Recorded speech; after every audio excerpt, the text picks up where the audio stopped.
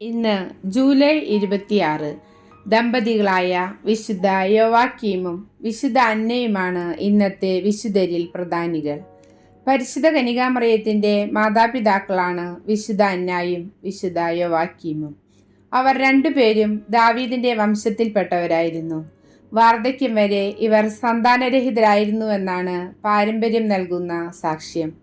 ഇവരുടെ പ്രത്യാശപൂർണമായ നിരന്തര പ്രാർത്ഥനയ്ക്ക് ഉത്തരമായാണ് ദൈവം ഒരു ശിശുവിനെ നൽകി അവരെ അനുഗ്രഹിച്ചത്. വിവരണങ്ങൾ അനുസരിച്ച് അക്കാലത്ത് ഏറെ ബഹുമാനിതനായ വ്യക്തിയായിരുന്നു വിശുദ്ധ യോവാക്കീം.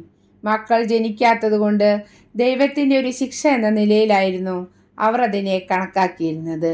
ഭക്തരായ മാതാപിതാക്കൾ തങ്ങളുടെ സന്താനങ്ങളെ ശൈശവത്തിൽ തന്നെ ദേവാലയത്തിൽ കൊണ്ടുപോയി ദൈവ ശുശ്രൂഷയ്ക്കായി സമർപ്പിക്കുന്ന ഒരു പതിവ് യഹൂദരുടെ ഇടയിൽ അക്കാലത്ത് ഉണ്ടായിരുന്നു.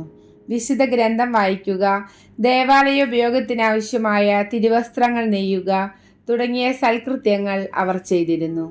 ഈ ആചാരമനുസരിച്ച് വിശുദ്ധ യോവാക്കീമും വിശുദ്ധ അന്നായും തങ്ങളുടെ ഏകസന്താനമായ പരിശുദ്ധ മറിയത്തെ ദേവാലയത്തിൽ സമർപ്പിച്ചുവെന്നാണ് വിശ്വാസം. നസ്രത്തിലെ തിരുക്കുടുംബം ഇവരുടേതായിരുന്നു. വിശുദ്ധ അന്നായുടെയും വിശുദ്ധ യോവാക്കീമിൻ്റെയും മരണശേഷം അത് പരിശുദ്ധ കന്യകാമറിയത്തിന് ലഭിച്ചതാണെന്ന് വിശ്വസിക്കപ്പെടുന്നു. വിശുദ്ധ ഗബ്രിയേൽ മാലാഖ പരിശുദ്ധ മറിയത്തെ മംഗളവാർത്ത അറിയിച്ചതും ഈ ഭവനത്തിൽ വെച്ചാണ്. വിവാഹിതരുടെയും മാതാക്കളുടെയും വിധവകളുടെയും മധ്യസ്ഥയാണ് വിശുദ്ധ അന്ന. പരിശുദ്ധ മറിയത്തെ ലോകത്തിന് സമ്മാനിച്ചുകൊണ്ട് രക്ഷാകര ദൗത്യത്തിൽ ഒരു പ്രധാനപ്പെട്ട പങ്കുവഹിച്ച ഈ വിശുദ്ധ ദമ്പതികൾ തീർച്ചയായും ഉന്നത വ്യക്തിത്വത്തിൻ്റെ ഉടമകളാണ്. ഈ വിശുദ്ധ ദമ്പതികളുടെ ഭവനമിരുന്ന സ്ഥലത്ത് ജെറുസലേമിൽ വിശുദ്ധ അന്നായുടെ നാമധേയത്തിൽ ഒരു ദേവാലയമുണ്ട്. പരിശുദ്ധ മാതാവിനോടുള്ള ക്രൈസ്തവരുടെ സ്നേഹത്തിൻ്റെ ഒരു വിപുലീകരണമാണ് ഈ വിശുദ്ധ ദമ്പതികളോടുള്ള ഭക്തി.